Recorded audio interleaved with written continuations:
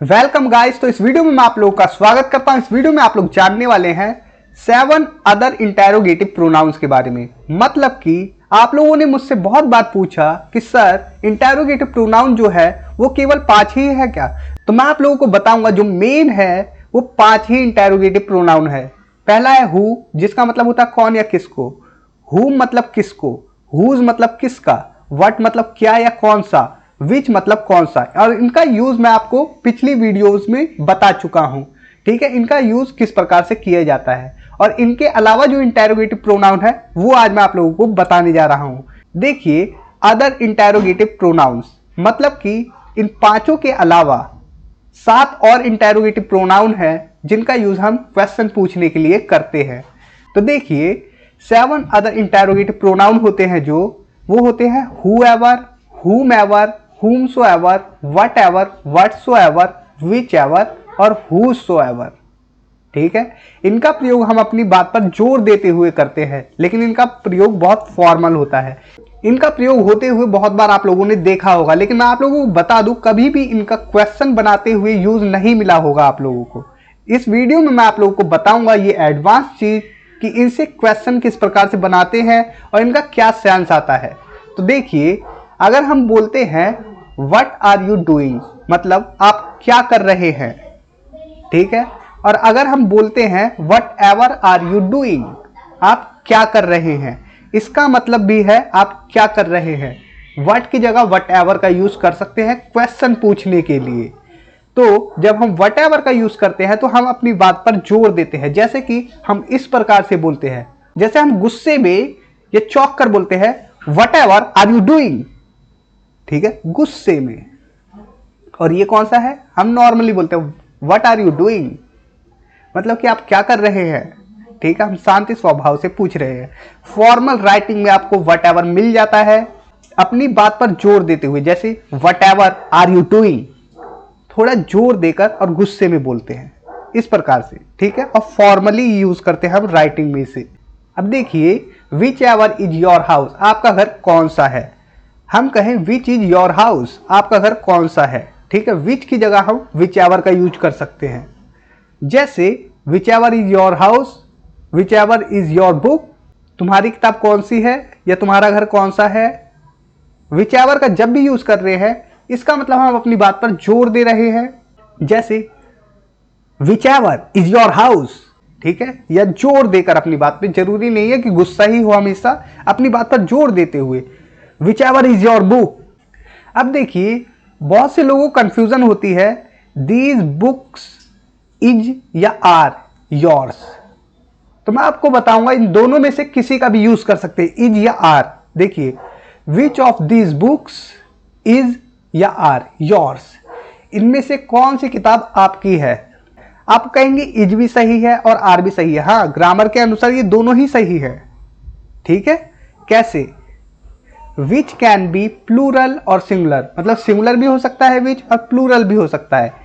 Is या are दोनों में से किसी का यूज कर सकते हैं, लेकिन निर्भर करता है कि आप एक चीज चुनने की बात कर रहे हैं तो इज का प्रयोग करेंगे, तो एक चीज चुनने की बात कर रहे हैं तो इज का प्रयोग करें, या एक से ज्यादा चीज चुनने की बात कर रहे हैं तो आर का प्रयोग करें। डिपेंड करता है आपको कितना चुनना है। ठीक है, एक चीज या मल्टीपल चीज या ज्यादा चीजें। ठीक है, तो देखिए नेक्स्ट है whichever of these are you going to bye.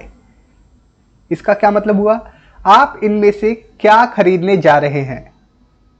ठीक है, आप इनमें से क्या खरीदने जा रहे हैं। Whichever of these are you going to buy. Whoever could he be, वो कोई भी हो सकता है। तो हु एवर का यूज जान लिया, हु की जगह आप हु एवर का यूज कर सकते हैं। इसी प्रकार से whoever told you that about me, किसने तुम्हें मेरे बारे में ऐसा बताया। whoever will listen to you, आपकी बात कौन सुनेगा। जैसे कि हम कहें who will listen to you आपको कौन सुनेगा। ठीक है, आपकी बात कौन सुनेगा इस प्रकार से। तो who की जगह whoever का यूज कर ले।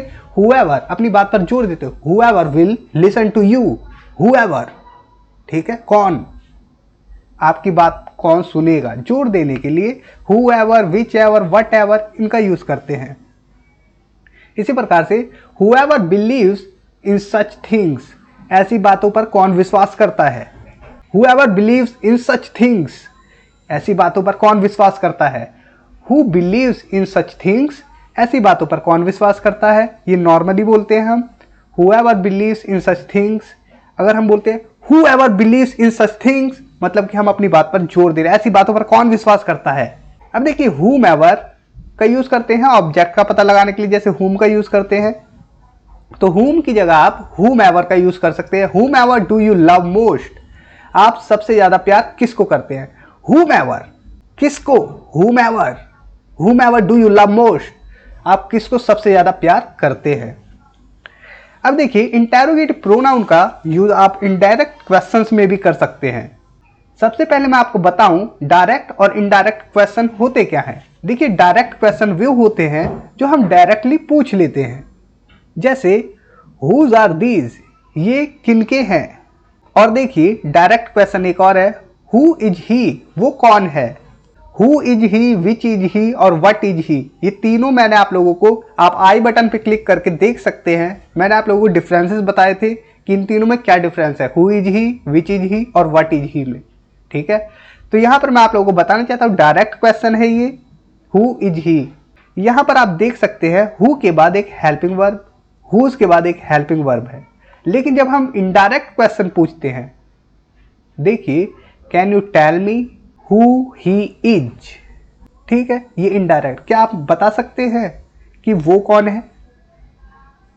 सेकंड इनडायरेक्ट क्वेश्चन देखिए, कुड यू टेल मी, क्या आप बता पाएंगे, मी, मुझे, क्या आप मुझे बता पाएंगे। हुज दीज आर, ये किसके हैं, ठीक है, ये चीजें किसकी हैं, क्या आप मुझे बता पाएंगे। ये इनडायरेक्ट क्वेश्चन है। इसी प्रकार से इनडायरेक्ट क्वेश्चन बनाने के लिए आप लोगों को किस किस चीजों की जरूरत है। तो सबसे पहले आप लोग देखिए इनडायरेक्ट क्वेश्चन बनाने के लिए आप लोग बोल सकते हैं कैन आई आस्क, और उसके बाद वो क्वेश्चन रख देंगे, क्वेश्चन वर्ड रखेंगे, उसके बाद अफर्मेटिव सेंटेंस रखेंगे, क्या मैं पूछ सकता हूं, कुड यू टेल मी, इसके बाद इंटेरोगेटिव प्रोनाउन रखेंगे, क्या आप मुझे बताएंगे, ठीक है, उसके बाद सेंटेंस रखते हैं। डू यू नो मतलब हो जाता है क्या आप जानते हैं। Do you have any idea, क्या आपको कोई जानकारी है या अंदाजा है।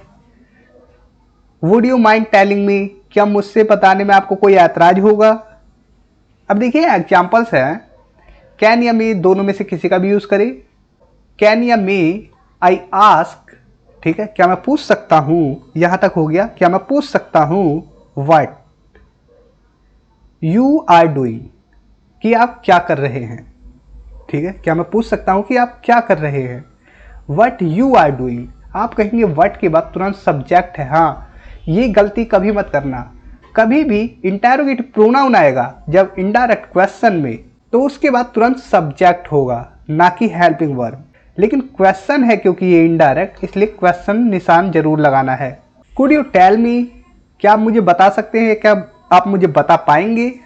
हुज दीज आर, ये किसके हैं, हुज के बाद सब्जेक्ट। डू यू नो, क्या आपको पता है।